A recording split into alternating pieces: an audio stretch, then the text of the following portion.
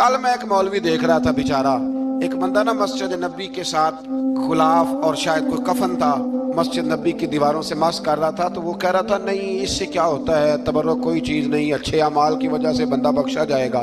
मैंने कहा तू मुझे मिले तो मैं तुझे बुखारी खोल के दिखाऊं कि हजरत अब्दुर्रहमान इब्ने औफ जिन्हें हुजूर ने कतई जन्नती कहा, हुजूर के वजूद पर कुर्ता देख के कहने लगे हुजूर बड़ा ही सोना लग रहा है। तो फरमाया तुझे चाहिए, हुजूर मिल जाए तो क्या ही बात है।